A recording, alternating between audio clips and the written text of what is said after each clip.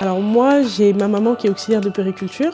Donc du coup, j'avais déjà un petit peu le pied dedans. J'ai eu l'occasion de faire un stage en 3e. Je me suis jamais dit que j'allais être auxiliaire de puériculture, mais j'ai toujours su que je voulais travailler en contact avec les personnes. Je suis arrivée avec un CAP petite enfance et c'est vrai qu'au sein de la ville, j'ai pu bénéficier d'un accompagnement, développer mes compétences et obtenir mon diplôme d'éducatrice de jeunes enfants. 2 ans plus tard, je suis devenue directrice de structure. J'ai toujours, on va dire, un amour pour les enfants déjà de base. Je trouve que c'est important parce qu'on ne se rend pas compte, mais ça commence dès tout petit. Il y a des fois où ce qu'on sème, on va dire, en tant qu'auxiliaire en crèche, ça poursuit l'enfant quand il grandit. Depuis très longtemps, j'avais envie d'être près des enfants, de m'occuper d'eux, de les faire grandir. Et je suis rentrée à la ville en 96 et je suis ici depuis 3 ans. J'ai décidé de faire la formation d'éducateur des jeunes enfants, non seulement pour avoir un diplôme ou une reconnaissance professionnelle, mais aussi pour développer mes connaissances sur le développement du jeune enfant. Il y a un grand travail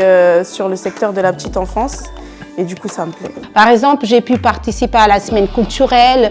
Là, je vais participer au forum Petite Enfance. On a fait des projets ici sur l'atelier du rien qui a beaucoup marché, qui était très intéressant. Vis-à-vis des enfants, vis-à-vis des parents. C'est une activité qui permet aux enfants de se défouler, de développer du coup leur motricité. Ici, sur la crèche de Michel, on a un projet qui s'appelle Free for Bobry, qui est accompagné d'une mascotte qu'on a appelée Piu Piu chez nous. C'est un petit koala qui représente des valeurs de courage, des valeurs de tolérance, de respect. Alors c'était une activité sensorielle et donc du coup on a plusieurs bacs avec plusieurs matériaux dedans pour que les enfants puissent toucher, pour qu'ils puissent rentrer en contact avec différentes matières, avec différentes formes, différentes couleurs, différentes odeurs. C'est très important du coup pour qu'ils puissent déjà d'une part travailler leur motricité et puis pour qu'ils puissent appréhender on va dire le monde, qui vont permettre aux enfants de faire de la prévention. Tout ce travail avec les partenariats pour mettre en place des projets en direction du jeune enfant. Moi, pendant mes stages, j'ai pas connu ça. Et ça, c'est très intéressant et ça me donne envie de rester, de continuer et de faire plus. En fait, la ville de Stein est vraiment très accueillante. Il y a énormément de projets. Les gens sont très gentils, très ouverts. J'ai fait 2 stages ici. J'ai été bien accueillie, j'ai été bien entourée. Depuis que je suis arrivée sur la ville de Stein, j'ai un superbe accompagnement.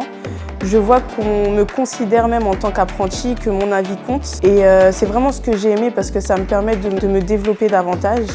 Et je trouve que depuis que je suis à la ville, j'ai pris en assurance et j'ai plus peur en fait de dire certaines choses que je vais voir, proposer certaines choses parce que je sens qu'on m'écoute et qu'on prend en considération ce que je dis. J'ai beaucoup aimé la manière dont on m'a accueillie, dont on m'a appris les choses, l'accompagnement qu'il y a au sein de l'équipe.